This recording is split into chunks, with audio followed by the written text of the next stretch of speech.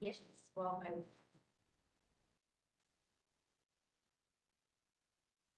It's recording.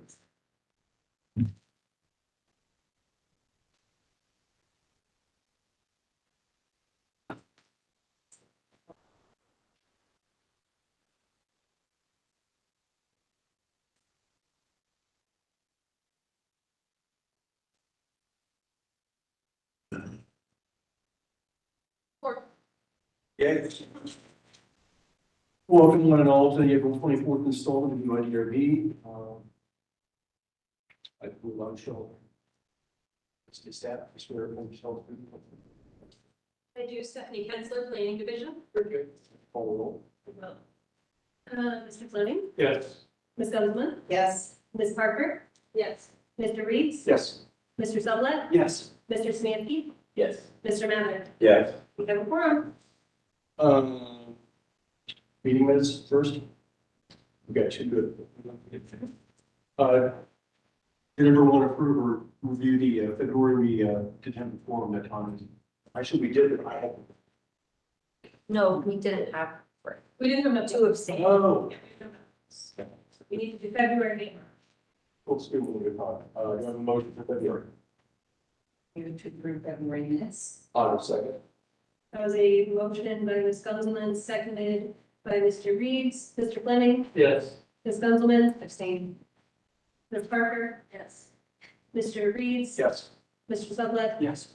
Mr. Smansky, Yes. Mr. Mather. Yes. Motion carries. Do I have a motion for March? You guys, please. I move to approve March meeting minutes. And I will second. Motion by Ms. Gunzelman, seconded by Mr. Reeds, Mr. Fleming, Yes. Ms. Gunzelman, Yes. Ms. Parker, sustain. Mr. Reeds, Yes. Mr. Sublette, Yes. Mr. Smansky, Yes. and Mr. Mather. Yes. Motion carries.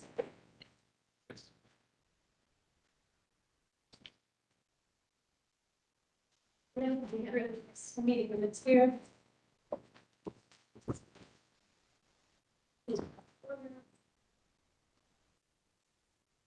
First case, Yep. I believe it is COA 2500-184, 2160 North High Street, is that correct? Yes, so this, we're doing these a little out of order this week. So this is the conceptual review that we're starting with. And staff report here. This is a COA 25-00184 for 2116 North High Street. The applicant is requesting conceptual review on a proposed new mixed-use student housing building. The project includes the demolition of the existing CVS building on site, new approximately 378,300 square foot, 16-story building that includes approximately 10,000 square foot of commercial space fronting North High Street. The main residential entry and lobby are fronting East Lane Avenue, and then most of the residential units and amenities are located above the first floor. There are 72 vehicular parking spaces split between the ground floor and then one level of underground parking. Then bicycle parking will be provided per code. The applicant is working with building and zoning services to identify any variances that will be needed. The submission includes site context information, floor plans, elevations, and renderings. Here is the materials. You can see we're here at the corner of Jane and High, so this is the existing CVS. This is just a section of the code. This was part of zoning phase 1, so we are looking at urban core zoning being applicable to this site. Here is the basement floor plan. This is just a underground parking. And then here is the first floor plan. So we've got here fronting High Street, and then there's a residential lobby. There is some residential on the ground floor, but it is interior facing. It's not like townhomes or anything like that. And then this is the second floor plan. We see residential with some amenity space. They have provided a couple elevations. So here's the High Street elevation. Here's the Lane Avenue elevation. And then they provided the renderings as well. So this is from the southwest corner, northwest corner, and then the street. So with that, this property was rezoned as a part of zoning in phase 1 and is now subject to the requirements of the urban core district, which includes a height limit of 12 stories, 150 feet, or up to 16 stories with a 200-foot max with the affordability bonus. The district includes adjacency requirements for setting the building back on the east side due to abutting a residential or apartment district with a 35-foot height limit. Staff notes a certificate of appropriateness is required, meaning the proposal should be consistent with the university district plan design guidelines in the context of the broader policy vision established by the city council and zoning. University district plan recommends a mix of uses on the site, and the new buildings address the corner, include a high level of transparency on the first floor, street trees, and public art. The plan also calls for a building's height and mass to be mitigated through the use of setbacks and building articulation, quality architecture, and materials. The proposal is generally consistent with these recommendations. The applicant should explore a more dynamic massing to increase compatibility with the surrounding area, specifically on the north and east elevations. Additionally, the applicant should consider relocating the entrance of the retail component from the west elevation to the corner bay. And then finally, the incorporation of public art on the East Lane Avenue frontage and the provision of additional bicycle parking beyond the code minimum are encouraged. Staff notes that minimal information regarding lighting, landscaping, materiality, and any rooftop uses or amenities have been provided at this time to evaluate the consistency of the plan recommendations. The applicant should review the university district plan guidelines in further developing these aspects of the design. There is no staff recommendation, and this is a conceptual review. Thank you very much. The applicant is present. Stephanie with you.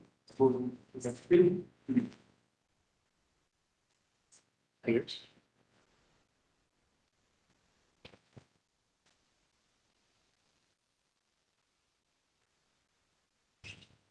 I do. Pretty good.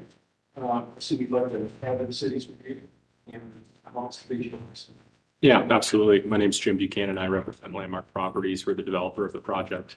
Thank you for having us here today, staff and members of the board. I'm happy to give you a little bit of background on Landmark Properties.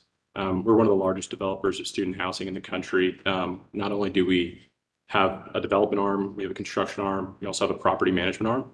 So we do this all across the country. Currently, we manage something like 71,000 beds across the country. So in these developments like this that primarily serve students, although we obviously apply to fair housing rules, we have a lot of experience in managing these assets successfully, making sure that through the development, the planning, the construction, and the overall asset management over the long run, that it's successful. We are long-term investors in our projects as well. So unlike other developers where typically you'd come in, build a project, sell it after a year or two, we're long-term investors, as are our equity holders. So we'd be here to not only invest in an asset like this, but hold it for the long run and manage it properly. I'm happy to take any questions about Landmark as it goes from there, but our architecture team can also give an overview of the project as well and answer any questions you may have.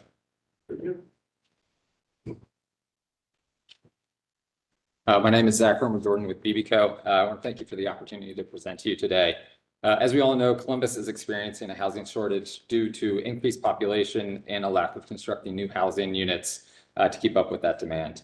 In particular, the university area is experiencing growth as well, with the Ohio State University welcoming its largest freshman class in the university's history. In response, Columbus has passed the first changes to its zoning code since the 1950s and the zoning initiative. One significant aspect of the zone-in is to increase density by encouraging building up and not out, with the introduction of new zoning districts, prioritizing taller and denser buildings, and reducing the focus on parking. Can we go back to the beginning of the presentation? I'm just going to kind of walk us through there, the site plan.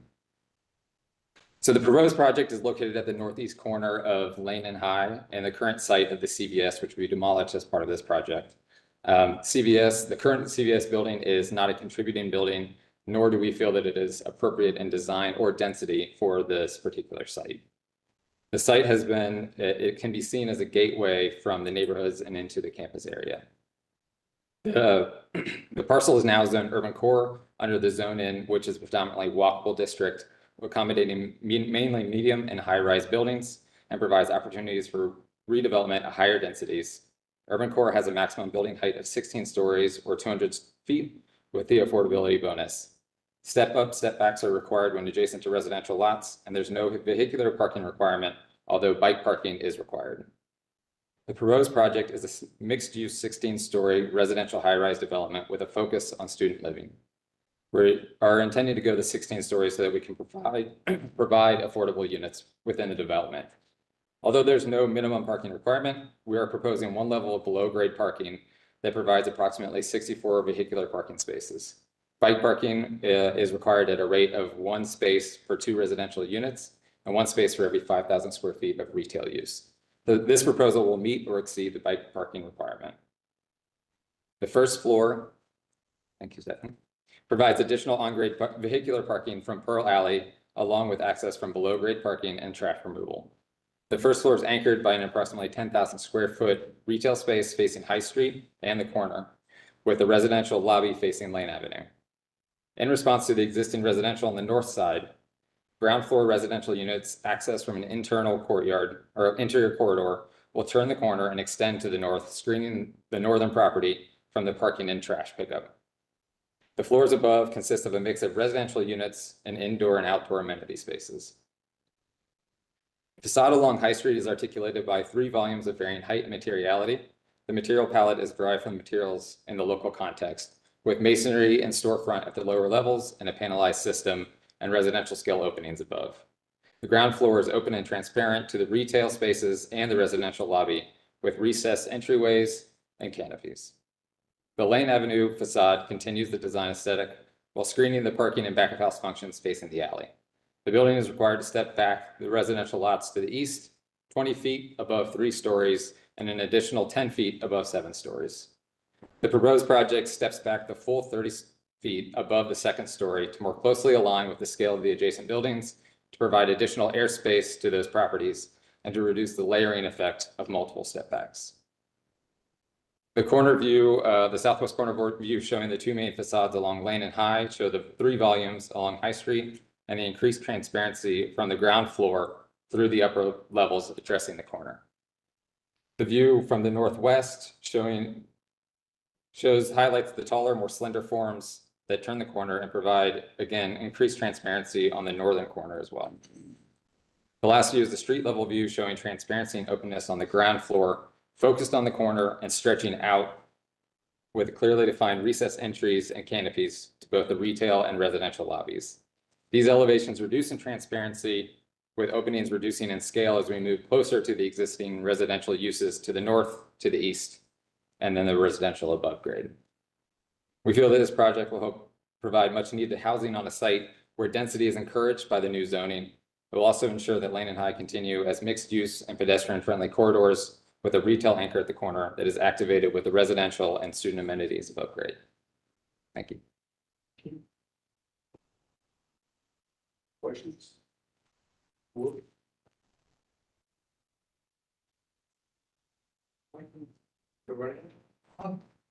Immediately adjacent is our court, contributing building, that maybe you can see is a. Yeah. Nobody's speaking. Is there anyone from the audience who wants to speak on this, please?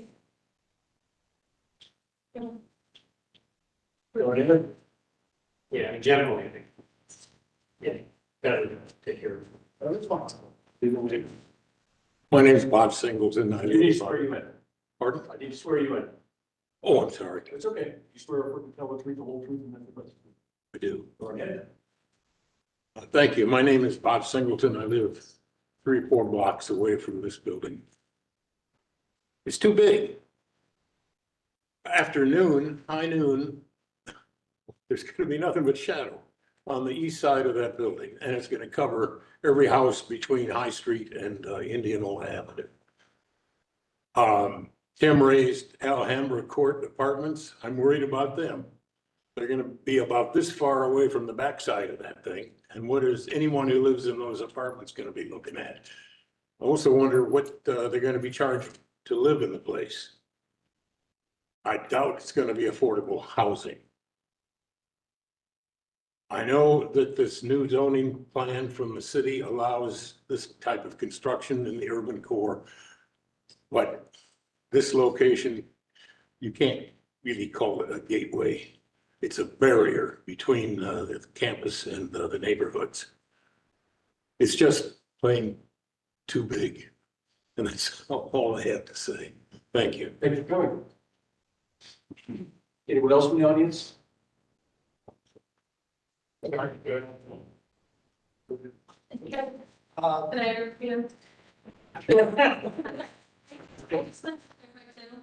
here, but at the end of the table here, we have a representative from the city attorney's office if there are any questions about how the new zoning code is, old zoning code relates to the UIDR's role. So I just wanted everyone to know that Mr. Monroe is here to help us navigate any of that. Thank you. That's all. Okay. I was going to ask about the Alhambra board, certainly contributing structure. The many people have cited as a unique survivor on the street. Can you speak to the relationship here? Is it, I know various concepts in the past have incorporated it into 100% you have a corner. What is your speak to the relationship to that? Yeah, so previous iterations of this had incorporated some of the sites to the north. I think through that process with this board as well as UAC, there's an understanding that a lot of those buildings wanted to stay as they are and not be involved in that. So this current proposal is only for the southern lot that involves CVS, and it is not including the sites to the north. Have you taken the presence of that building into account in the design of the facade? Yeah, we have. So as we kind of mentioned on the first floor there, we're looking at introducing residential at that level as well to help screen that site from any parking or trash or any of the kind of back of house uses there. And looking at that same kind of, level of scale of residential adjacent to that, since that's a, 2-story residential space as well.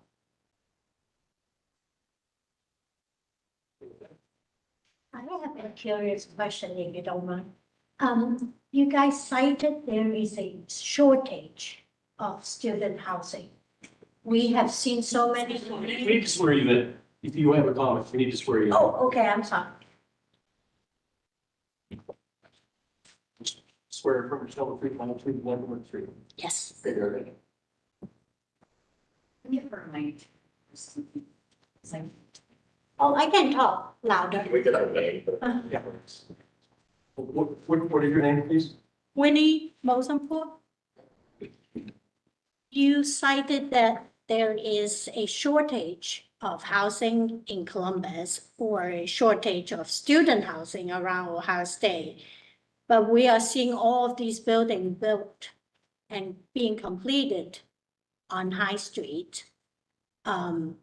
Did somebody calculated the needs that there are shortages? I didn't think that we stated that there was a shortage. I think The applicant Oh, okay, stated that there was. okay. Is that not a first step? You have to, check if that is the case before you build a 16-story building? It's not, it's irrelevant. That is not a function. Okay. So just, I need to clarify, just for the sake of edification for everyone. The function of the board is to interpret the zoning code and determine the appropriateness of the project with regard to mass scale articulation aesthetics. An applicant or an owner decided and proposed to build whatever they choose, was as long as they are within, they conform to the zoning code. We interpret code and we have, because we're a function of this code, we have additional leeway in terms of the aesthetics and forming purpose. But the need is not our purview, and that particular part of the presentation kind of irrelevant, honestly. Okay, got it. Thank you. Any other questions or comments?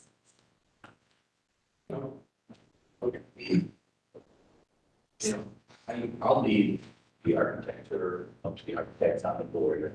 I think zoning by right with 60 stories, I think I personally this corner, that's where density belongs, in my opinion. I think there's work to the architecture. I have some questions about the ground floor residential units. I think that's totally appropriate on street and even just that, like, looking at rate changes and what those units actually are against out the board. I think those are minor tweaks. I would rather see more retail there, more permeability than what it shows here with punched openings in that little corner. I personally think parking is a little light in the code. Well, to build a lot of apartments on campus, and we are still a thriving city. Unfortunately, I think there is an argument that says, in order to get rid of cars, you have to make it more difficult. And so I'm not, I just would say, think about that a little bit. The only thing in terms of the affordability, I think it just applies fully to the bonus that are you meeting your affordability by trying to call a bedroom a unit, or are you doing it truly by unit in terms of the affordability? Because I know you're leased by the bed, and so I just hear, because that plays into the density bonus. Yeah. So there are some items we're working through with the city in terms of how we actually implement the affordable code, in terms of being able to lease to students. So we're talking to the city through that process. The unit counts and the bedroom counts might change as we go through in order to adjust for how we actually implement that.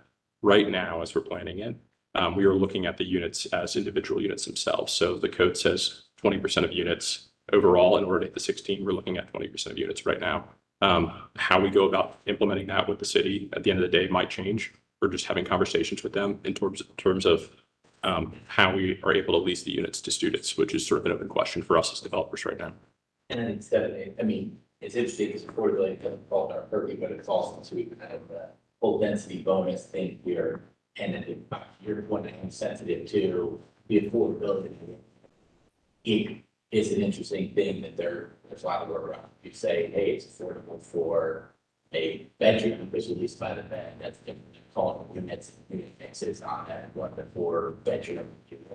So I don't know how we, but that plays into, and I guess I don't know if we exactly have purview of the density bonus, or that's outside of our purview. No, yeah, not really. So that's something that you can work through with housing to make sure that they're satisfied with whatever the requirement is to qualify for that. The part of it that is within the purview of this board is if they can, then they can go up to 16 stories. If they can't, they can go up to 12 stories. And if they still want to go higher than 12 stories, they would need a variance. Yeah, I mean, I would say as a or I would want to hear the city's perspective on whether or not they meet the affordability requirement. I mean, as an architect, I think I would find it difficult to comment on a project with that variable not being settled, because that's 25% of the height of the building. So, I mean, for me to comment on it's appropriate or not without knowing whether it's 12 stories or 16 stories is honestly a little difficult. I have other comments that I've made, but that's the biggest issue in my mind in terms of this kind of moving forward our. Yeah, if I could respond to that real quickly. So we are working with the city for it. I don't think that as this is new zoning, they're still we're kind of working together, especially with a, student housing model, exactly how that affordability bonus is structured and how it works out. But the intent of this project is for it to be utilizing the affordability bonus and for it to be 16 stories. So I would appreciate comments on it with that intent. Yeah, I mean, we would adhere to exactly how the code is written. We're not currently planning to have, some sort of bed as counting as a unit. I don't believe the code can allow that currently. I mean, maybe the attorney could comment on that, but our interpretation is not that that's the case. Yeah, so I mean, those are really it's really looking at that first floor. I think I agree with the staff comment about the entrance to the CBS and how you address the corner. And motion. Well, I think staying in the lower portions, I think I would encourage you to do that actual application, beyond conceptual application, to really address what's being done at the street level and how it is nice for pedestrians to walk by. How it gives back to the community. The aesthetic value, the textural value, all of that, because right now it just seems like the site is packed to the gills. And that's what it is. It's meeting code, check the box, we move on, but that's an actual application. I think there needs to be a lot of checking, setback. Yeah, and even going, not just checking box, but going beyond, say, a little bit of this, a little bit for experience. Therefore, we can, or we feel the right to back to the gills for letter. We had a previous application come through down the street on 5th Street before the zoning code went into effect. They made very strong arguments for all of that. In addition, they made agreements with adjacent parking garages for parking, making this sort of arguments felt. Thank you, Orkins. I would also have to agree as a conceptual aspect of this, kind of what Ryan had mentioned is maybe incorporating some more spaces for commercial usage on the first floor. I myself own a photography studio and my business is located on 4th Street. I'm constantly looking for ways to incorporate my art into the community. And knowing how heavily trafficked that area is, I don't know if having a ground floor spot would be probably the best considering the location of it. However, if you did incorporate first floor apartments or places to lease, there are some really great ways to kind of give like a more prominent looking section so that you can really tell that is residential. Right now, it just kind of looks like a door and a window kind of tucked back. I think you could do so much more to make it elevated. I was also going to agree with Daniel as far as how to incorporate more space that people can utilize when they're walking by. On the corner of Lane and High, I just walked past it the other day, and outside there's a courtyard. If you go to the Google Maps, you'll see there's a building directly catty corner where a bunch of students live, and the area outside, so if you keep spinning around, this building right here, there's a courtyard right in the back of this, and it was packed. It was filled with students playing cornhole and outside sitting on the steps, and they really are utilizing this outside space. And so if you could figure out a way to still keep the height, but really kind of incorporating some outside spaces where people can kind of hang out. I feel like we would have more of my vote as well. We're constantly looking for the ways for the community to interact with the building. So having art as suggested by the staff. The staff had recommended, having some art displayed on the Lane Avenue side, East Lane Avenue side. I totally agree with that. But really kind of thinking about if you're a student and you're staring up at this giant building, or a resident and you're staring up at this big building, why would you want that building to be there? What is going to make it stand out, and really amplifying that? And not being afraid to do something architectural wise that could be really unique to even look at, since you are on such a prominent. This would be, a great way for your portfolio to expand into something, really hit across the board with where you've been. I'd love to see how we can make this building in particular stand out.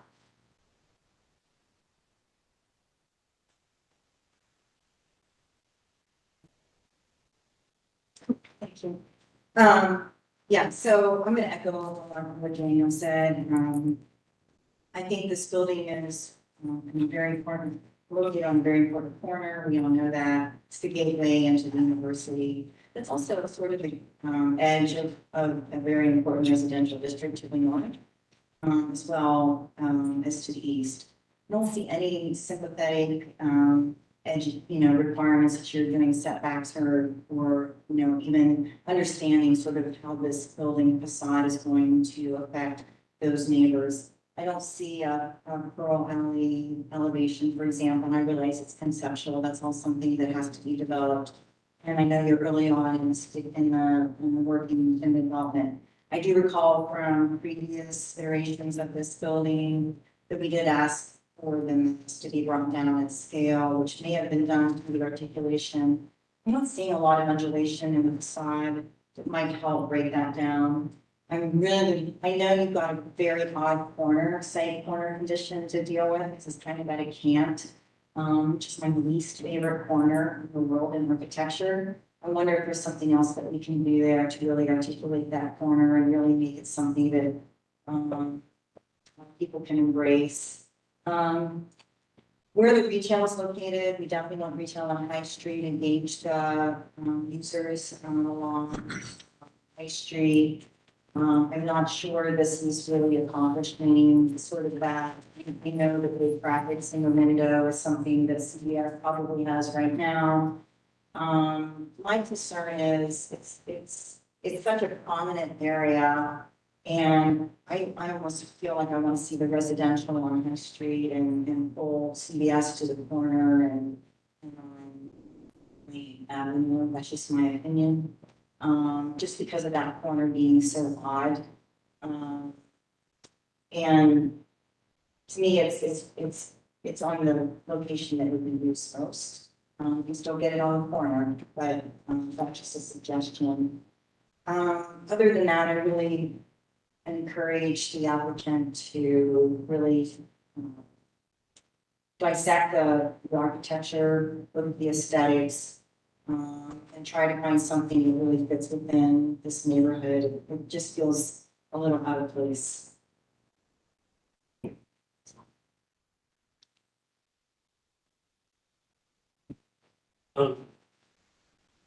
What's meant by a camera system?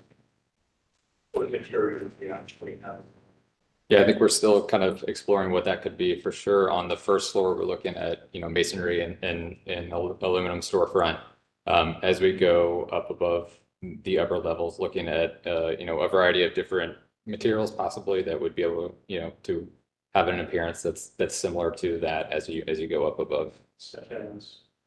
Potentially like an EFIS system or some other panelized system Okay. with varying finishes. The district does, I believe, it's in there, emphasizes high quality materials. I personally do not consider it this high quality material. If you had said analyze like the architecture or it asked into a precast panel, it would be a little bit of a different thing. But for the non-architects here, this is typically 2 to 3 inches of styrofoam. You can do it pretty well. I mean, the boutique hotel facility on High Street is cheapest, like 34. But a lot wide building of varying kinds of colors of ethos probably not be spirit of guidelines for the district. So I think one thing you'll want to consider is what is an appropriate exterior material finish. That is appropriate for building this size and scale. I think the second thing on that note is something that both Lori and Dan touched on is just the right amount of articulation to make the building feel like it belongs on site. It is a little bit of a straight extreme property line. And I get why by rights you're allowed to do that for the zoning code. That isn't the same thing as necessarily having a successful building for the site. So you might want to get consideration for where you do setbacks or stepping or some other things to adjust the mass of the building to make it more sympathetic to the site and the story, more sympathetic to the adjacent low rise neighborhoods.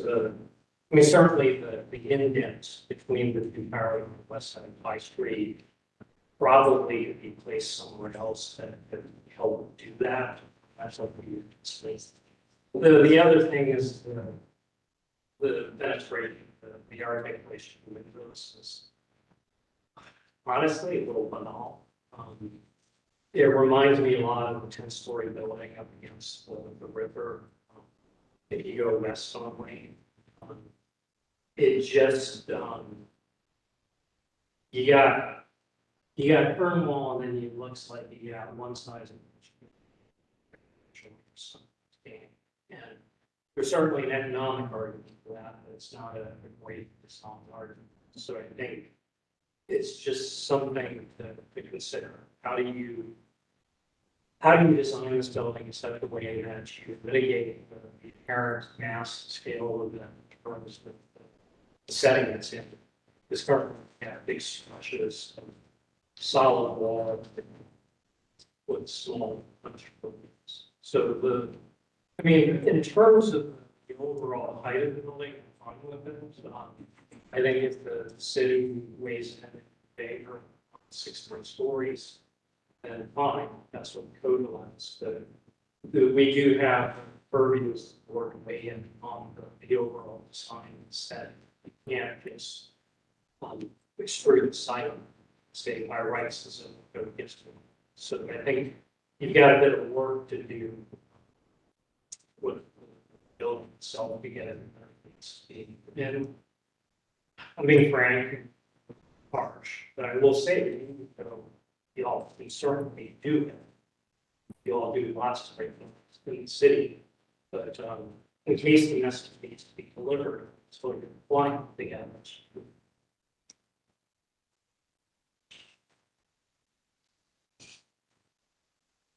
Anyone else? I would just emphasize the points made by Laurie and by Keone about creating some relation to the area, to the building. I'll make my comment. No, I was just encouraging in the next application, bring in precedent, and sure you other projects that we let us go together with in mind, so that we can better understand the design intent.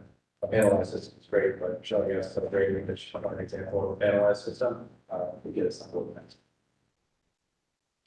I think my only comments to build on both Lori and Daniel's, it just seems like the whole ground level needs a lot more animation, especially on the Lane Avenue side. I wonder, and there may be a really good reason for this, but it seems like with the lobby of the building be better on High Street than Lane. It might be one way to fit some more glazing to have some activity there. The second thing, which I don't really have a solution for, but when I look at the different elevations, it seems like you've structured this thing from materiality standpoint that there's three or four different buildings here. What is problematic for me is the top of it's just one datum, it's just one line, and I think changing the material from the colors just, it seems like there wants to be a thing on the corner that's kind of the dominant feature, and then the rest of it needs to be subservient to that. And whether that's a material thing or a height thing, it just, I think it's missing the big kahuna, the big whammy that's going to really, at least for me, we'll let the architects on board speak about actual materials, but it seems like it's just been shaved off again with the whole notion of we think we can get 16 floors, so it's just going to be 16 floors all along. I don't think it looks great. So, Yeah, going back to the function window, I think obviously you're gonna have function, so it's just a matter of having and making it look more like one thing. So the facade panelization just needs to be variegated enough to describe where the limits are. So For the scale, is the dorms across High Street on the university campus for punched windows, but that's a very different scale of punched window. it's also a different style of quality, press, but sure. But maybe look at with the Buffalo Wild Wings there, but very style. I think there's a cheap way to find a panel or some sort of facade material that can help you describe where the window is. So it's just not. Obviously, there's not much. It's just finding your camera.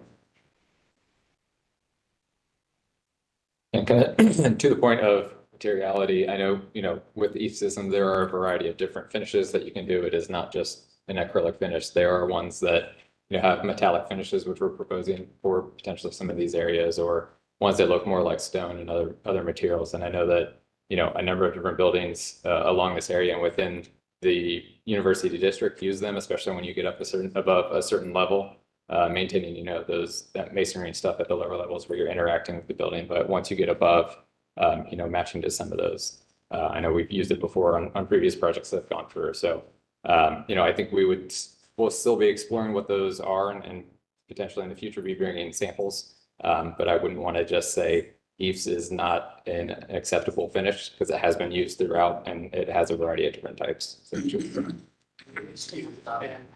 Maybe it's not acceptable on the southwest. Maybe it could be used on the west front. I mean, the View on Baby Square project just up the block uses it above the second floor on all facades. I mean, that's fine, I was on the board. That was a different board with different calculations. I mean, yeah, that's, I wouldn't start kind of worried with that, but you have to figure out how to use it. I mean, it's used relatively successfully at the Joseph. But its first 3 stories are made brick, roll, masonry counting, and then it steps back. Yeah. And so the stepping back takes the plane of ethos, the free front, but also as how reduces scale. So, there is certainly a way of doing it, but the fact that you just refer to it generically as a catalog system doesn't make me think that you had 100% confidence in ethos, because otherwise you would just put it wrong. I think we're still exploring what it is. We know that at this type of construction, it would need to be some type of panelized system. I mean, a panelized system is perfectly fine. The Hilton is precast concrete that's panelized, or the merchant building is fitted brick that's panelized. There are lots of those panelized systems. Right. To restate what Ken's point is, like, this is what I mean by orchestrated. Give us some rich toward the ground level, find efficiency elsewhere. That's less problem.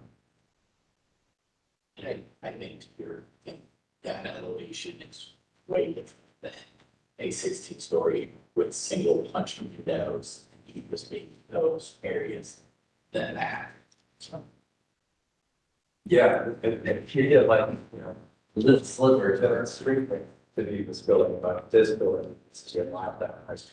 also, just like, I mean, if you go back to their Lane Avenue, it's the that was such a big first, what they've done area.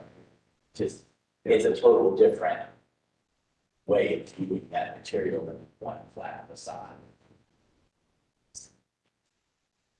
I think this monument level, when I look at the corner, it seems like, I think someone might have mentioned moving the entrance and see, it seems like at that corner, I want to see people moving around inside. I don't want to see like.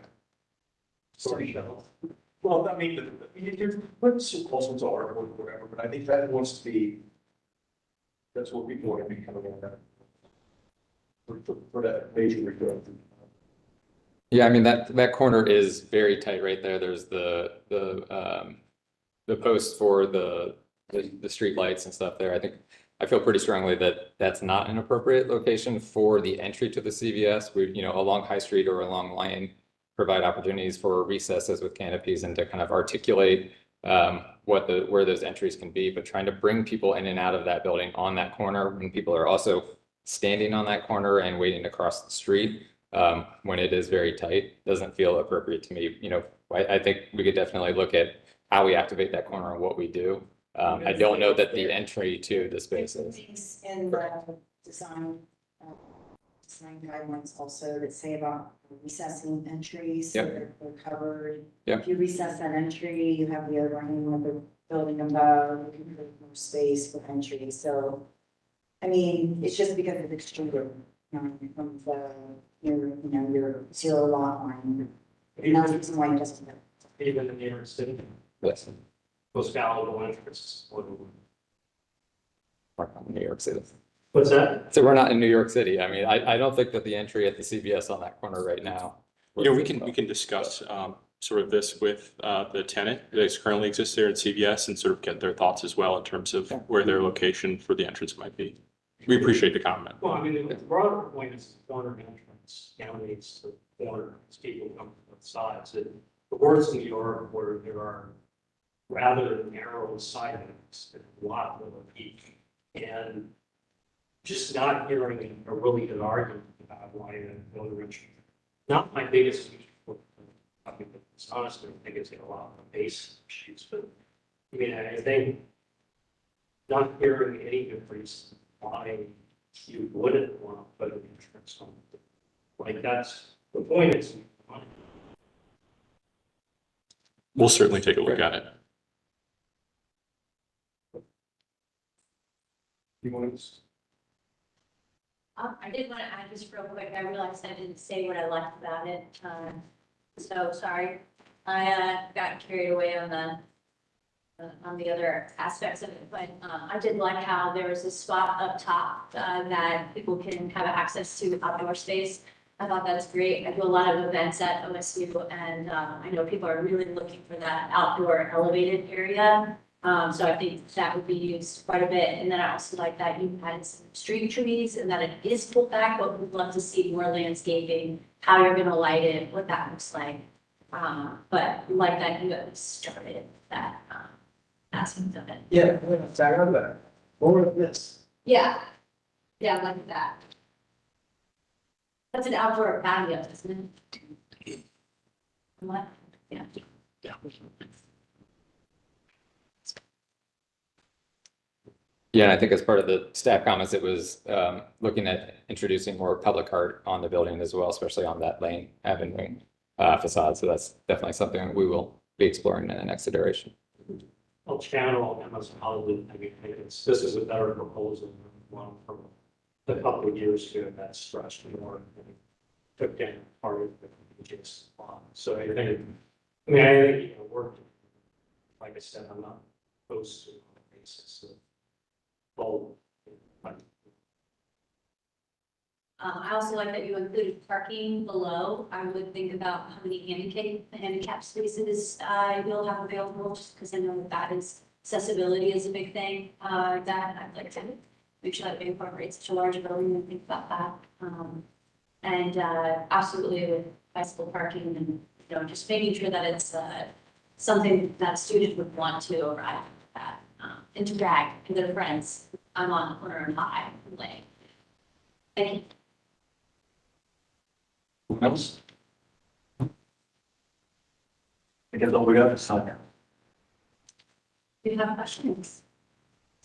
I think one thing I do want to state as it relates to the taller portion of the massing, I think we're certainly going to look at ways to look at the facade and look at the fenestration and try to be creative. And, you know, I leave it to the architects truthfully to figure that out. I try not to dictate to them what to do. It's not my area of expertise, but in order to incorporate the affordable units, that requirement comes in between 12 and 16 stories. And so you can see we're on a very limited lot. We've done our best to attempt to make the building efficient, like you've all seen. And part of the reason of that is to include those affordable units. So you know, if we start to cut into the massing truthfully, as we go down from 16 stories, you know, there's limited ability for us to also provide those affordable units without, you know, some massing in order to make it economically work. So that's sort of the design that we've come up with now, but we're certainly going to take your feedback. We really appreciate your comments and the transparency you give it. It's very much appreciated, and we'll try to come up with ways to implement what you've said, but there are limitations on our end in terms of making sure we include those affordable units and also getting to sufficient massing and make sure it works economically for us. Well, I mean, if you don't include the stories, you're gonna cap 12 stories and the comments are still that full. It's still a 12-story building in the site where the adjacent buildings are 2 huge stories. We're still gonna have comments about what takes the issue. That's not gonna change. I mean, for me, honest, if it was a 6-story, like, you just, you know, it's basic architecture. Like, you're on a site, you gotta make some attempt to address the adjacent context in terms of asking for one articulation. We'll certainly try to do that. Thank you. Thank you very much. Thank you.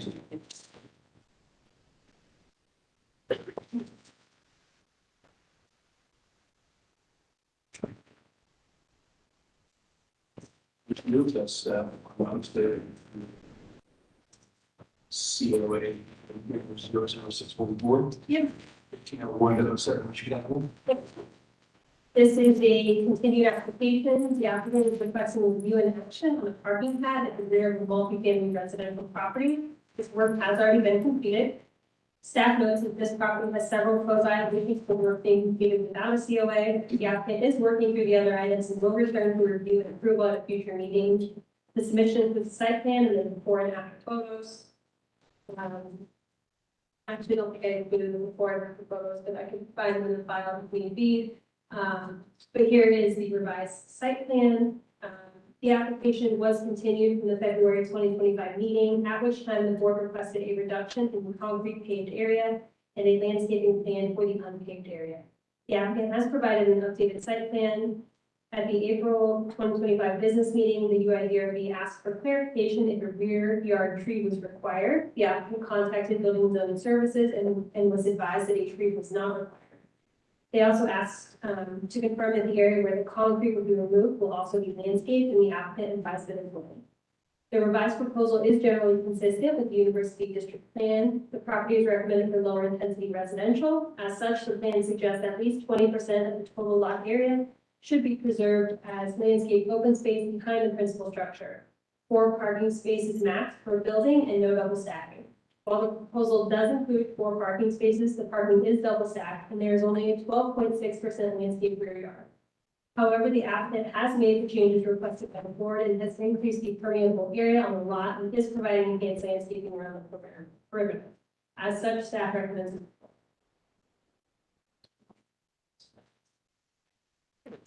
Let's see. Okay. See, this is.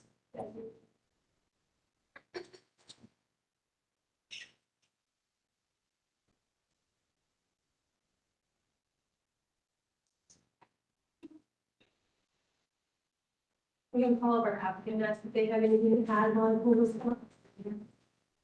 Sorry. If you want to go ahead and call. Is the applicant present? Yes. I swore her in. You want me to swear her in again for? No, right. Okay, I think we're still good. Okay.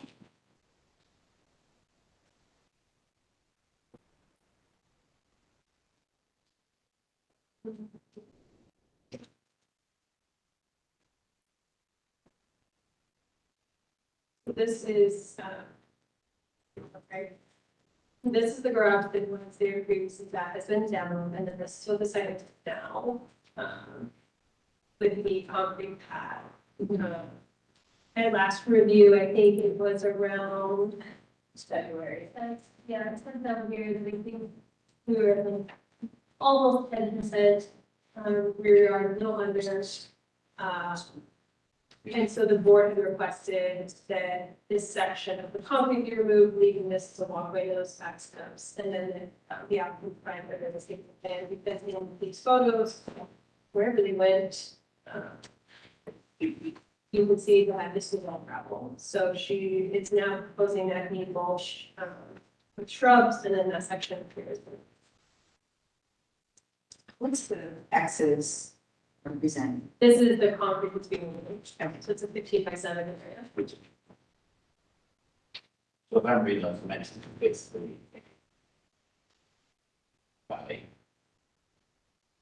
40. 18 by 40. Yeah. Did you have anything that you wanted to add? Yeah. Yeah, that was extended, that's what we asked. I thought you're adding some perennials and that's what it's. Yeah. Starting. Don't have a motion. A motion to approve. Second. That was a motion by Ms. Parker, seconded by Mr. Fleming. Mr. Fleming, Yes. Ms. Gunzelman, Yes. Ms. Parker, Yes. Mr. Reed. Yes. Mr. Studlet, Yes. Mr. Smansky, Yes. Mr. Miller. Yeah. Motion carries. Thanks. Thank you very much. Thank you very much.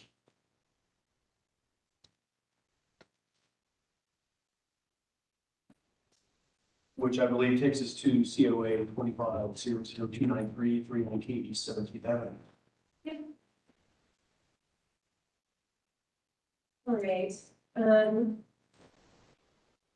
The applicant for this case is requesting review and action for roof and gutter replacement. Those shingles are Owens Corning duration asphalt shingles in a state gray. The new gutters would be 6-inch K-style aluminum gutters. The color is not specified.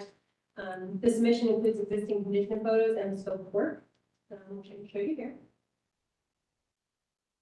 I added some new, I'm sorry, I need to be sworn in first.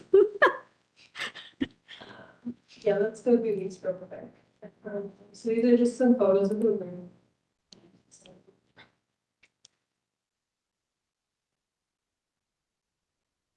And then here is that scope of work. So the University District Plan recommends preservation of contributing buildings and their character defining features. This building is potentially contributing, and the existing gutters are character defining features. Staff notes that the plan also recommends the removal of inappropriate additions that alter original building lines, openings, spacing, materials, architectural features, and trim. Roofing over or jumping the existing gutters is not consistent with this recommendation. Lastly, the plan states that high-quality materials should be used. The proposal is consistent with this recommendation, as the shingles being used are from the approved shingles list. As such, the proposal is somewhat consistent with plan recommendations. Therefore, staff recommends conditional approval, with the condition being that the existing gutters be repaired in like time, not replaced. So just to clarify this, the roofing portion of this is something that I could have staff approved. It is in fact that we have these existing gutters and they're wanting to sheet over and then put taped out gutters on the house. We have plan recommendations to supervisor to do that. So that's why the whole application is used. Do you need to swear you in? Do you swear from the bill through the meeting? I do. You're good. Do you have anything you'd like to add? Yeah, I sent some new files in yesterday, so you may not have got them yet. I was totally misinformed through one of our owners. He was wrong. It is not box gutters that are on the building. It's actually one of owners of our company. We work for a construction company. It is not box gutters that we're asking to cover. It's actually stop gutters we're asking to just remove. They're deteriorate. If you look, the roof would just continue down to the soffits and fascia. Those are actually stop gutters. I've put some better pictures in, so you can see the debris is just staying in there. It's stopping it, but they're definitely deteriorating. Yeah, no, I won't be able to. Okay, you say sure. We brought pictures. You have. Yeah. You want to pass? I didn't bring that many. I didn't know that we're used to German village where there's only like 4 or 5. Everyone in step, they wouldn't first see series gutters. Up first.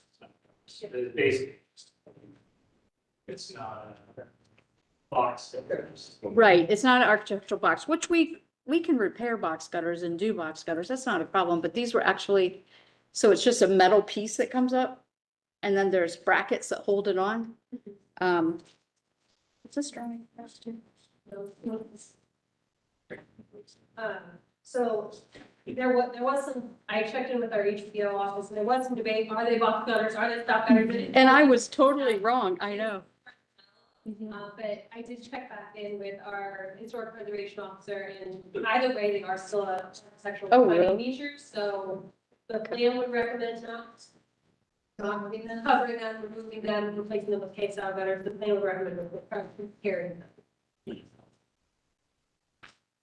So the gutters would I have no. I believe so, but I would like to add that most of them are not in working condition right now, so that's why it's in need of either a repair, but it's recommended to get it replaced right now as well. They're probably worse. Yeah, I would think so. Exactly.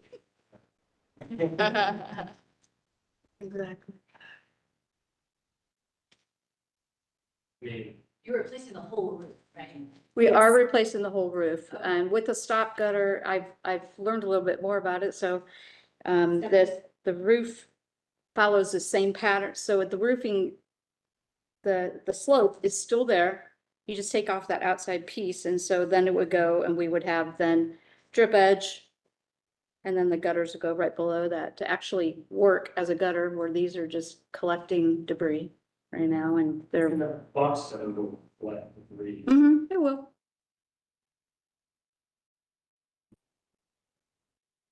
I mean,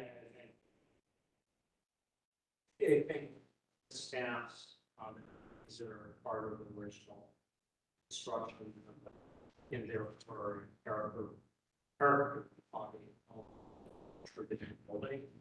And so I think my position is to repair. They can be repaired.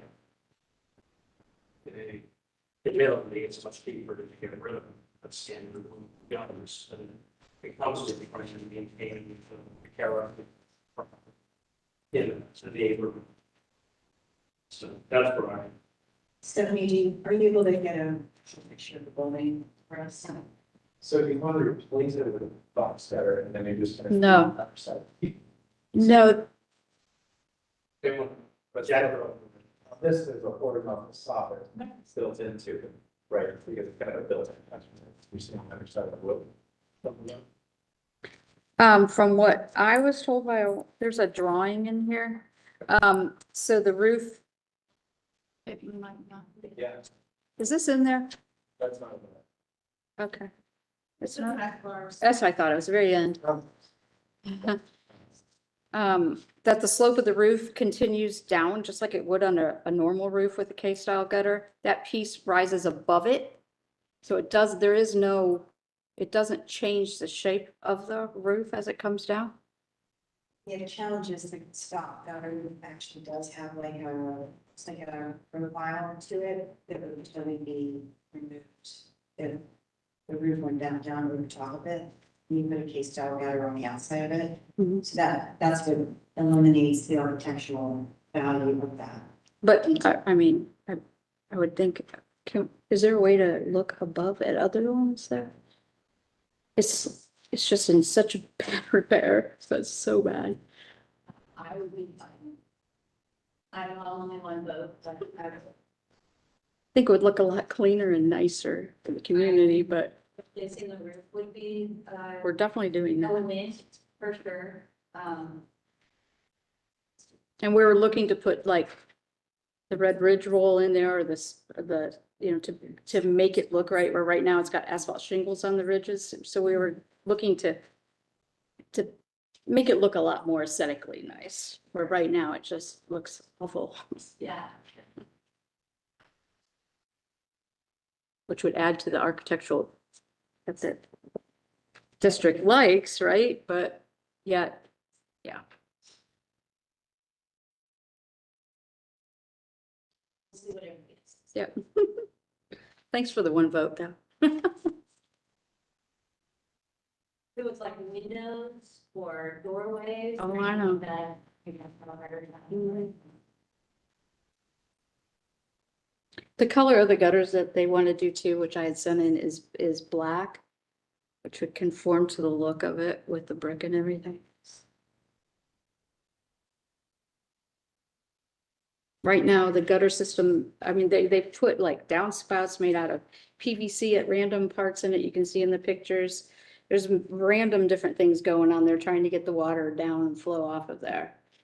So it would clean it up a lot. We would just take off anything that was on there and replace it with nice, clean 6-inch. The leader that's kind of in front of the building, is that existing that gets removed and moves to the corner, or is that just to me?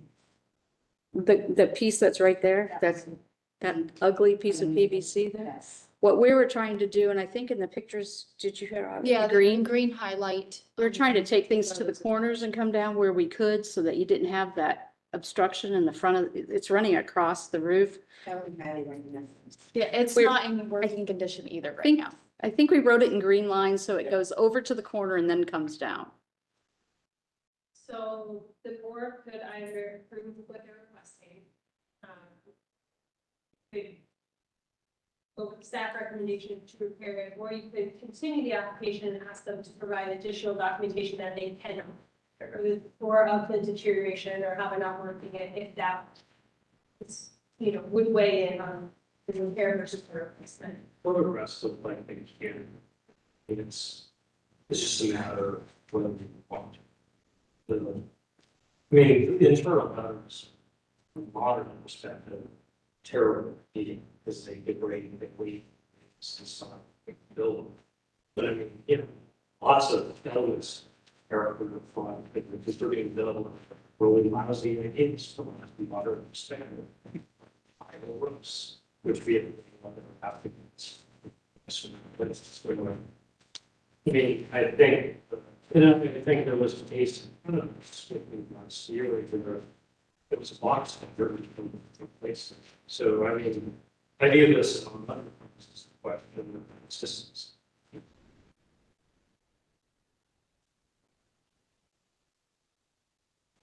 I think if you could find a way to do the gutter you want, maintain, recreate the exact color from the ground.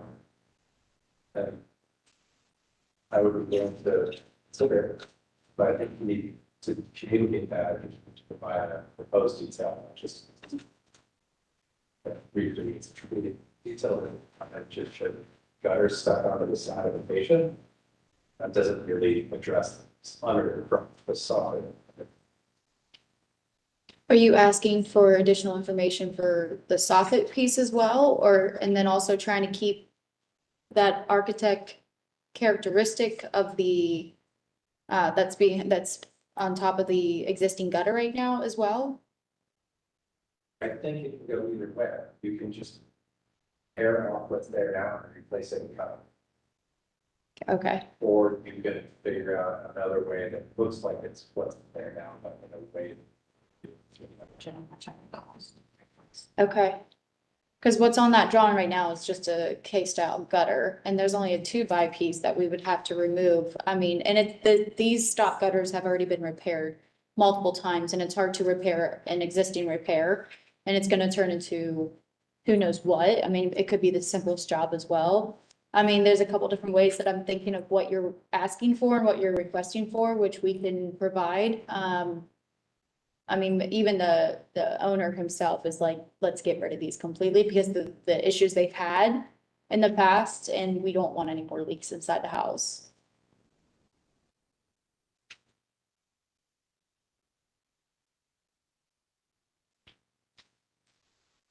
You can tear it off and stick a K-style gutter on it.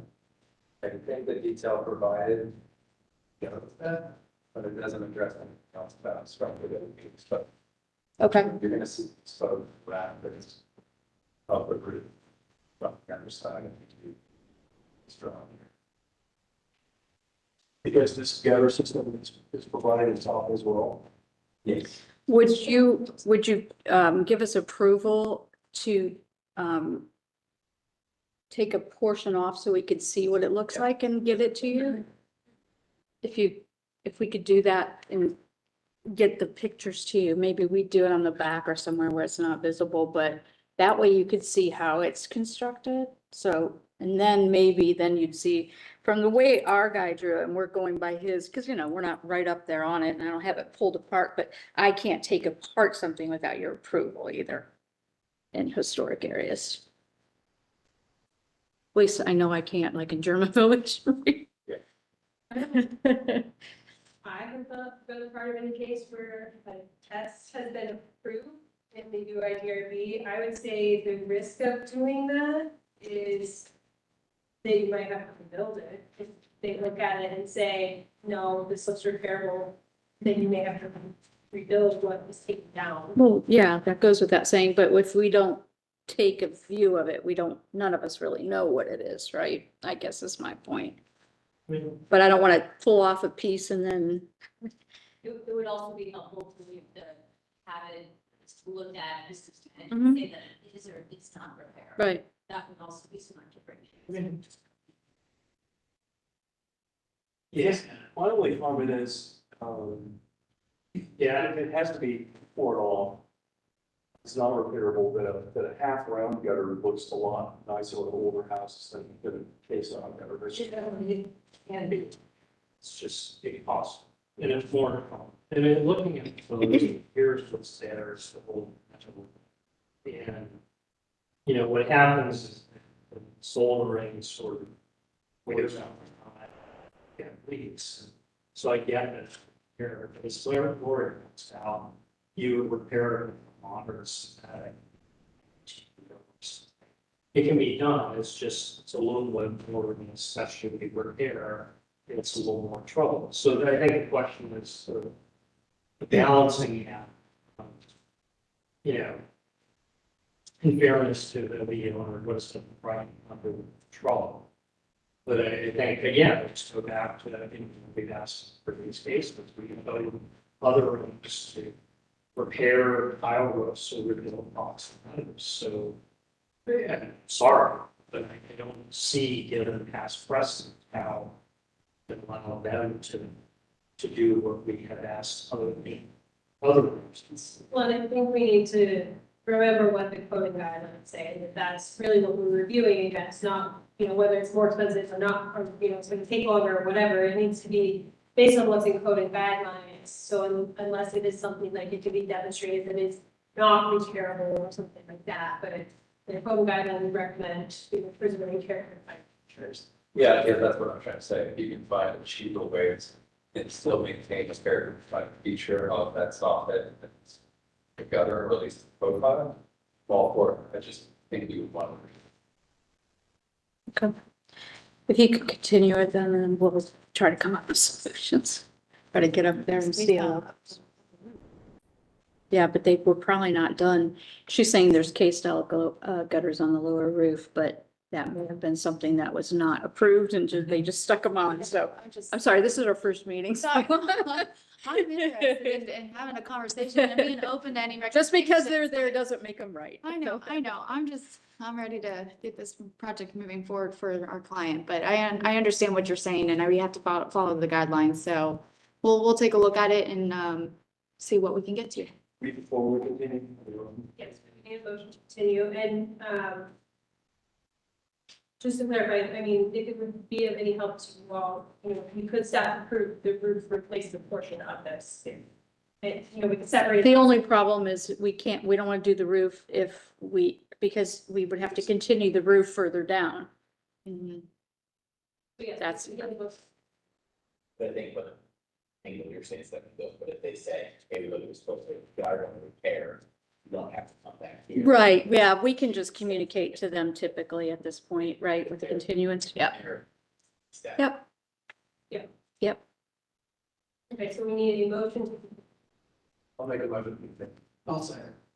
There's a motion by Mr. Mather, seconded by Mr. Fleming, Yes. Ms. Gentleman, Yes. Ms. Parker, Yes. Mr. Reed, Yes. Mr. Sublette, Yes. Mr. Smansky, Yes. and Mr. Mather. Motion carried. Thank you. Thank you very much. Thank you.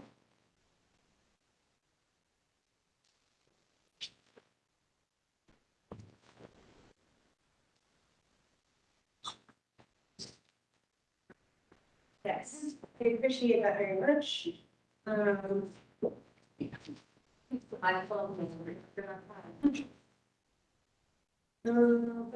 So these next three are very, very similar, so I'm gonna try to keep this straight for all of us.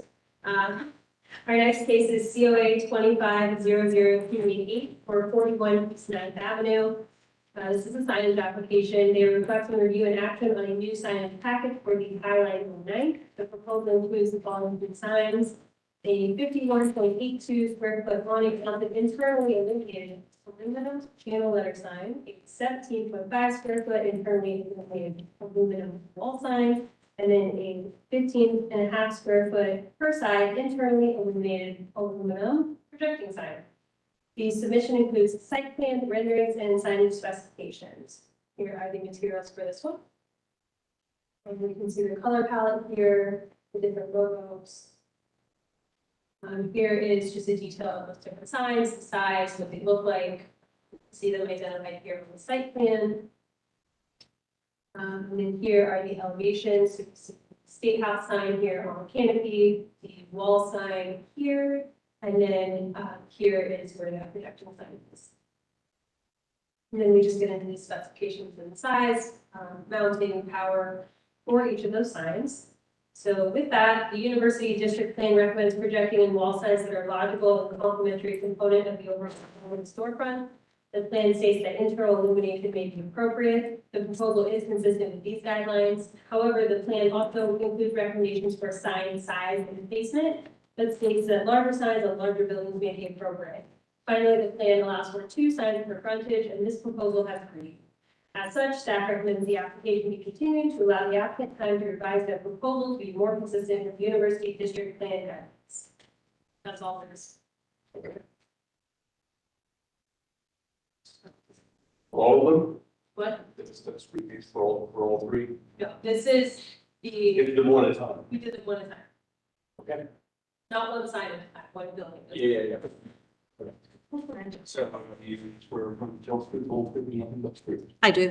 Very good. Anything you'd like to add?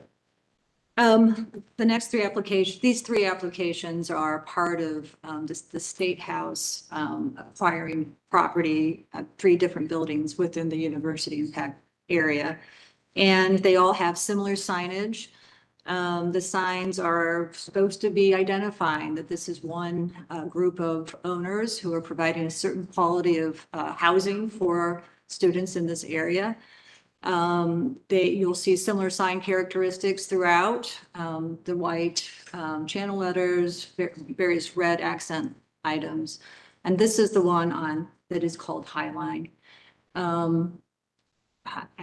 The entrance is from the north, so there is a awning sign for this particular space that is helping understand where the leasing office is. It is also flanked by a illuminated wall sign as well. And then it has a projecting sign at the corner. Of course, we're happy to take questions and any other comments that you may have. Thank you. Thank you. So where it says one per place, that's where the illuminated sign goes, is that correct? That is correct. They're all open space. Right? Correct. So this sign that's covering that one per place is this one. That is right. It is an illuminated wall sign. Looks like it's about 3 1/4 inches thick by 5 foot wide. Tall. Wasn't this building where they had this sign? I think, High Street was the one. No, it's. I don't believe this one does. Do you have existing signage that says Highline on 9? It does not. It does not. I was going to say, I don't think so. This is the street view of where they're proposing this new signage. So there is no sign on the canopy right now. The only sign is this one per place, which would be covered by that sign. That's correct. The building across. From the one we have, yeah, right across the driveway. Are these residential spaces right here where the state house would be on top of that roof? Is that what we know where somebody would live right there? My understanding, it is residential. Okay. My concern would just be if that was my space that I was renting and that was just kind of shining in the window. So that's just a concern of mine when I see it. Sorry, somebody else. Does the illumination have the back of those? No, just, Oh, well, that's good. no, they all have backwards. That's nice. And then the one above just sticks out. How big is The projecting signs, inch? It's 46 inches high and 48 inches out from the wall. and it projects from the wall to the sign 6 inches. It seems like a lot of signage, all in the same place, for the prepared static use. It's not a restaurant with food establishment. The majority of people are here, they live there or guests. So I guess I question the need for students. I also question the contents, because it's not labeling the building place. We have plenty of large signs in the district, Lumen on High or Highland close place, which kind of makes sense because it's sort of, hey, it's a place corner lane up. But, that's not what this is doing, so the absence of that, I guess, I'm trying to understand the logic. The logic is, my understanding is that it's drawing you to the entrance, and you'll see this application as well as the other two. Our State House is the identifier of these buildings because they are the overall operator. Yeah, I mean, that is fine. Sort of, I can argue that the contents of signage, the way I think is limits, but I don't see any for the state. I'm inclined to approve anything outside of the house and the graphics, what the graphics so. And just to clarify, is the purpose of the sign is because there's a sign there? The purpose of the sign is, they like, this particular sign package, you'll see that they like to coordinate a projecting sign or an awning sign with a more traditional wall sign. And that's part of their brand identification. I don't know why that sign on Formula One above that says State House, that one isn't as hard for me. And the one that's at the very, very top that sticks out, but that red one right there, I think it's the design on that. The one here, that one here tasting as well because of the light right next to it. Yes. I don't know why it could be a non-illuminated sign that said highlight. I didn't get rid of State House. We don't really set the giant letter about it. I think that's illuminated maybe, that's that was red. If it's the wrong picture, there's lighten up some letters, replace the picture, so it'll bring that before us. But I don't think we need 3 illuminated signs on one building, it's pretty good. We could close process. Just seems good. Why not put State House on the other side? Is it room to do that? Sure. Wrap around? We can do it. The wrap around on it? They're discussing putting the Pearl Alley sign. Is that something that you would consider?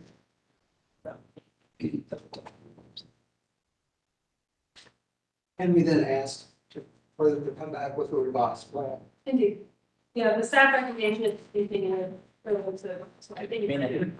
The question for me is just the findings, like just even looking at it, I mean, there's 6 signs on the building, 16, I mean, I get that if you have this package, well, we don't really want to assume that's going to change kind of the other concept of that we're probably not going to approve 6 signs on one building.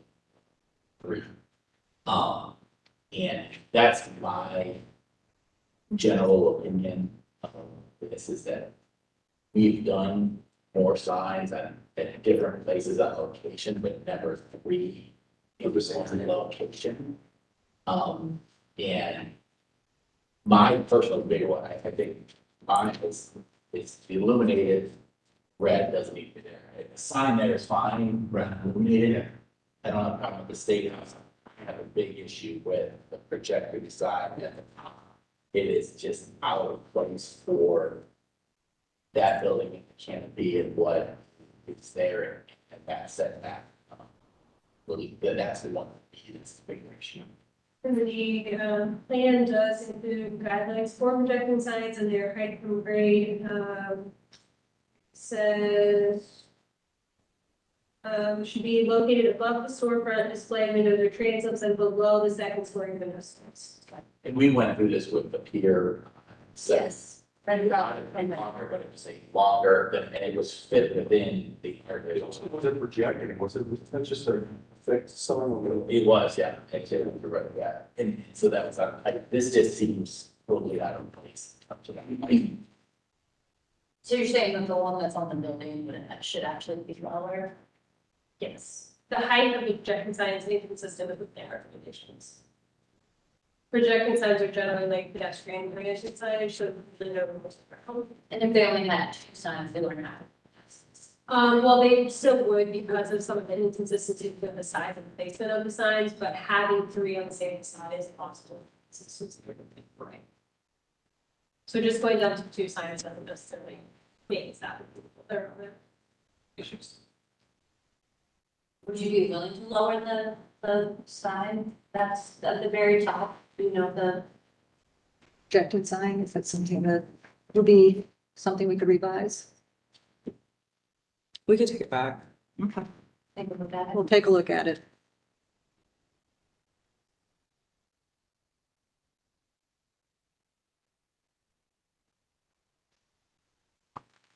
Great. Lori? I motion to continue the application. Okay. I was taking a motion to continue by Ms. Dunkelman, seconded by Mr. Parker, Mr. Fleming, Yeah. Ms. Dunkelman, Yes. Ms. Parker, Yes. Mr. Reeves, Yes. Mr. Sublett, Yes. Mr. Smansky, Yes. and Mr. Mather. Yes. Motion carries. Do you all feel like you have sufficient feedback to go with the revised proposal, or do you have any questions for the board? Any questions? No? Okay, great. What was you? Our recommendation was just to continue it to let them come up with a proposal that was more consistent with the plan, size, placement, and quantity. Yeah, come up with something more consistent. They have, I do have a plan. I found it on the internet. Yes, I do have a plan. Thank you. I appreciate it. Okay. But it wasn't too hard to find. No. Very organized. All right. So the next one, this is COA 250029 11 East 17th Ave. The applicant is requesting review and action on the signage package for the varsity. The proposal includes the following 10 signs. A 51.63 square foot internally illuminated aluminum channel letter wall sign, 64.92 square foot internally illuminated aluminum projecting sign, 32 square foot internally illuminated aluminum wall sign, 10.5 square foot internally illuminated aluminum projecting sign, and then a total of 6.25 square foot non-illuminated aluminum wall signs for one design to another design. The submission includes a site plan renderings and sign specifications. The University District Plan recommends projecting and wall signs. It states that internal illumination may be appropriate. The proposal is consistent with these guidelines. However, the University District Plan also includes recommendations for sign and placement, but states that larger signs on larger buildings may be appropriate. Finally, the plan states that signage should be logically located, not dominating facade, and specifies 2 signs per frontage. The proposal is generally not consistent with these recommendations. As such, staff recommends the application continue to allow the applicant time to revise the proposal to be more consistent with plan guidelines. So here are the materials for this one. Same color palettes and logos, except that this one is a varsity, not a Highline. And then we have the details of the signs here. There are some additional and different signs on this one. We have the State House channel letters. There is an elongated projecting sign, wall sign, we have a leasing office projecting sign now, and then there are some just flush mounted, non-illuminated wall signs. There are 4 of them that say leasing office, and then 2 have the State House logo. And you can see here on the site plan where the signs are proposed. And then we have the elevations here. So we have State House in the center. This is where the projecting sign will be. We're showing some of these little wall signs.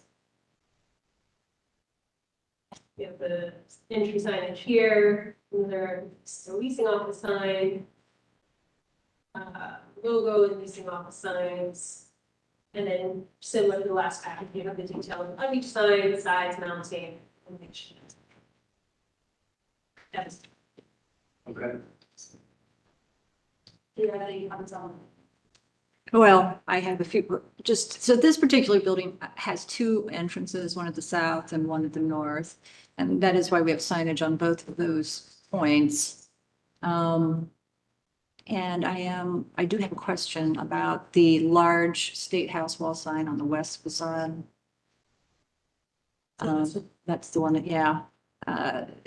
Is that, I know that some buildings do have names and do have large signs. Is this the kind of large sign that would be appropriate for a larger building? Where are we from a code standpoint with the letter height? So just I'm I'm not clear about like, the code required for overall sign signage, but I mean, the plan does recommend wall sign letters be between 8 and 16 inches, but then there is language in here that larger signs are appropriate for larger space. In the spectrum of all the signage for this one, from a staff perspective, we didn't have a problem with this state house lettering. Or what? This one at least acknowledges the architect sort of fittings with the windows. It's not too tall, it's centered on brick everywhere. I don't have a problem with it. Is this one of them? It is. It's just not a main building, it's to me. That's true. And then you have a. You might just sign up over, then you have three signs on the other side. I didn't. Even the street stuff, please. So I didn't even catch it. No, it. So this is showing one of those, I believe they're showing 3 signs here. There's a sign here, here, and then on front here is where, let's see. Where's the red sign? What's that say? That's Chick-fil-A, Oh, okay. very popular. Visually, for me, I think I would like it better on the side. Because I feel like the lettering above, I don't know why, but it, to me, it looks too large considering the space. But that's an opinion. I'm not put off by the state house sign. Can you go to the other one that there's 3 signs kind of closer? So that is an entrance to the building, correct? It is. I mean, I guess maybe there's one and maybe there's something on the door. I mean, just where we would identify that as it just seems like you're getting smacked over the head with a 2x4. Like, I think I recommended that in one of our. Did you? Staff report to be, well, not the staff report, which is probably the applicant, but is there an option for somebody to become like window island? Yeah. Instead of opening it. Right. Tennis. There's, Yeah, it's just. I mean, the ones for me, also that the ones that are directing to the city office, we've never allowed that in the building. I mean, that's a non-starter. They're made out of 14-karat gold. That's a non-starter for me to have those around the building, tenant spaces. That's just a non-starter. So, and I think that's the state house or the projected sign in the corner. For me, I think one of them is appropriate, not both. not the state house and the clearance. I don't think so. And the projecting sign is moving as well. In terms of It is. I just feel like the state house would look neater on the side above those doors if that's the entrance for it. Just because then that would also replicate the other building where state house is above the entrance, not on just like the side of the building. you're saying here, Yeah, maybe state house is there and not on top of the forefront of that. I mean, and I with that, it's the state, both of those are state projecting one. And so it's not like they're, hey, this is one branding and then the name, because they're, maybe if there was something to play on that, but they're both saying the same thing, and say it again on the other side. the plan does state that content should not be duplicative, between projecting and wall signs. Can you zoom in with a larger image of what the projecting sign, the blade sign looks like?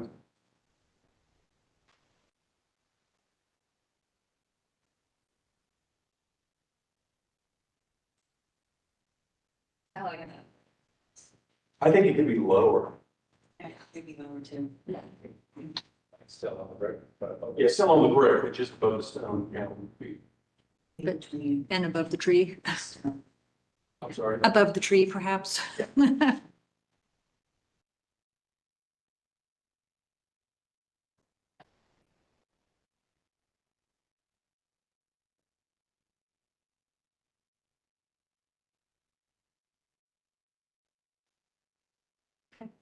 Do we do a few on this one as well?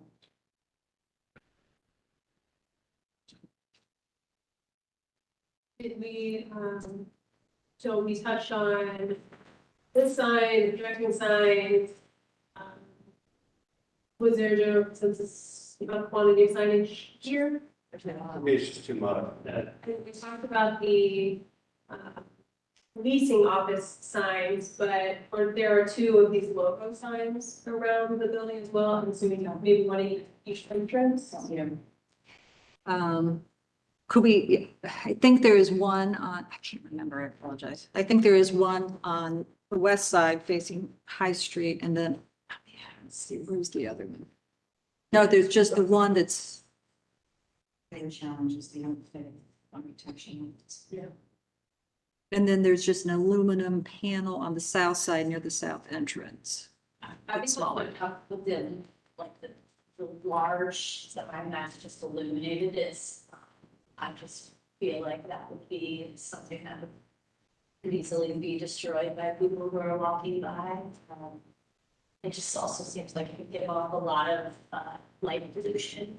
That is kind of unnecessary. Those would be that would be my feedback on its three sides. I'd rather go smaller than a large one. And if you had to choose, I like the one above the door. The one on the side of the understand. You had to choose. So the directional signs are generally, is that something that this board would consider, the little leasing arrow signs? No, totally necessary. You're gonna have a leasing office from the address, everyone's gonna give the stuff. Okay.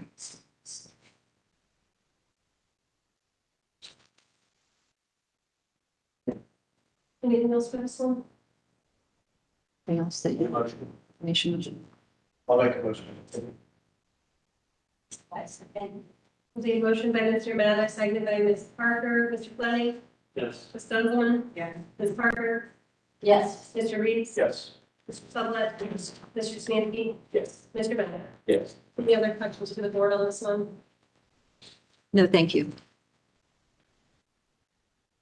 All right, and last but not least, so my paper. Okay.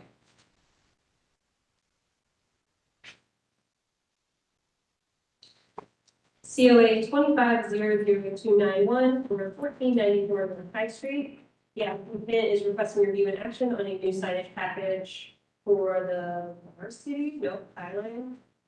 See, messing this up. 1494. Yep. The proposal includes the following 8 signs: a 37.92 square foot internally illuminated aluminum channel letter wall sign, 15.5 square foot internally illuminated aluminum projecting sign. That was such a tongue twister. 51.82 square foot awning mounted internally illuminated aluminum channel letter sign, 10.5 square foot internally illuminated aluminum projecting sign, 6.25 square foot non-illuminated aluminum wall sign, massive quantity of 4. The submission includes site plan renderings and signage specifications. The university district plan recommends projecting the wall signs and states that internal illumination may be appropriate. The proposal is consistent with these guidelines. However, the university district plan also includes recommendations for sign size and placement that states that larger signs and larger buildings may be appropriate. Finally, the plan states the signage should be logically located and not dominate the facade and specifies 2 signs per frontage. The proposal is generally not consistent with this recommendation. The package also contains an element of undefined uplighting that is not consistent with plan guidelines. As such, staff recommends the application be continued to allow the applicant to revise their proposal to be more consistent with the university district plan guidelines. Here are the materials for piling. Color palette.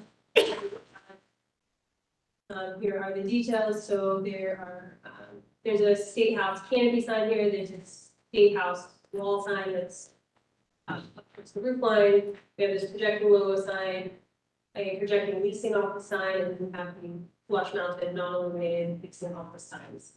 Here is the site plan showing where all the signage is in frontage. And then here are the elevations. So you have the projecting sign here, see it in the front view, it's kind of here. Here is that state house signage. One's up for the roof, and we have a canopy.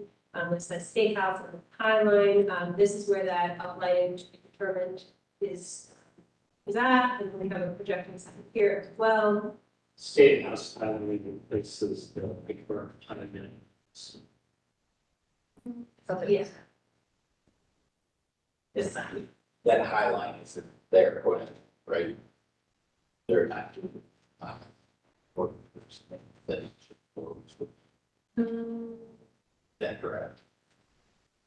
Is that something that they're talking about, the High Line? Looks like it's still. I believe it was removed. They're just saying State House. At least according to sufficient. Yes. So that is all we have.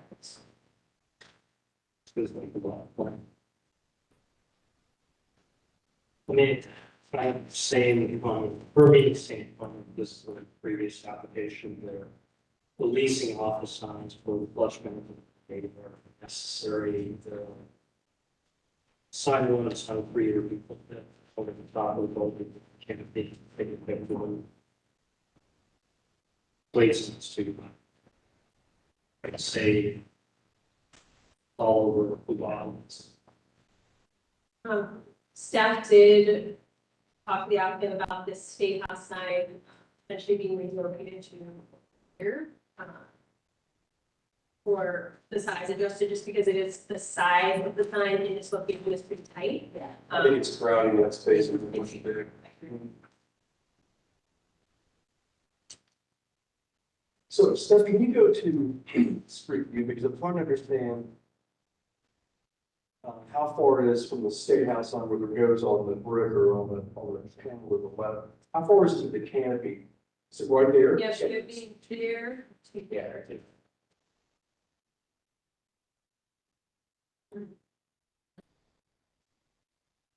State House on one and High Line would be. I was gonna say, I don't think you need 2 state house signs that are on this. I think Kenny makes a good point of that. Hot sign with the state house and 2 buildings. Could be confusing. But it should be the name of the building, like the. Right.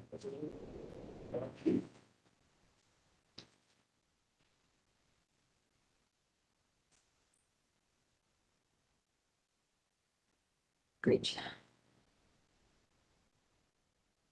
feel like these people, it's this state house, whatever.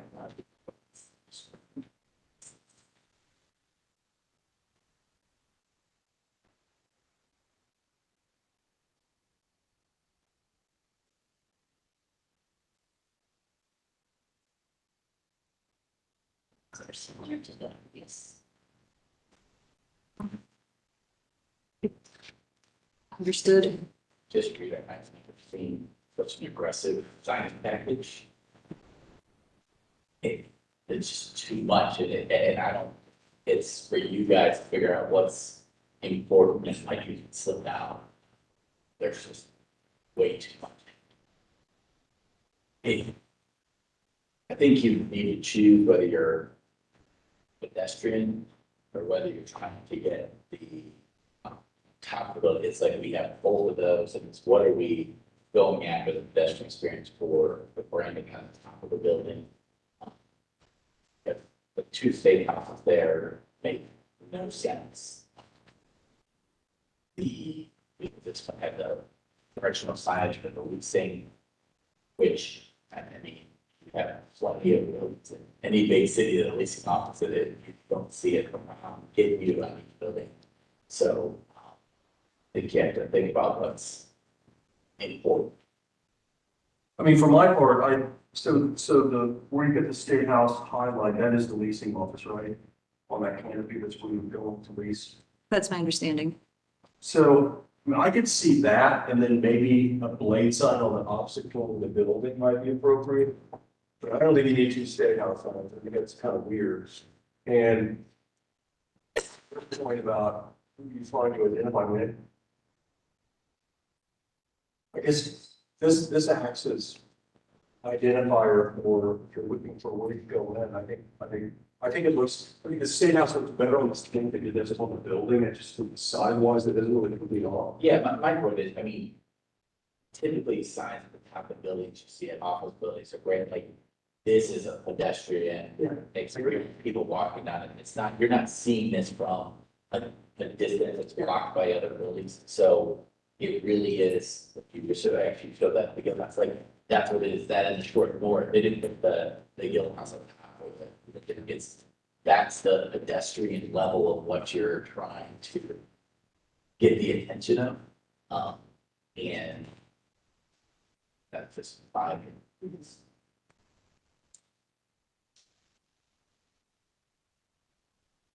Any other questions? I do not. So motion, Should we continue? I second. let's see, motion by Ms. Parker, seconded by Ms. Gunzelman, Mr. Fleming, Yes. Ms. Gunzelman, Yes. Ms. Parker, Yes. Mr. Reeves. Yes. Mr. Sublette, Yes. Mr. Smansky, Yes. and Mr. Matt. Yes. Motion carries. Thank you so much. I Thank you. appreciate your comments.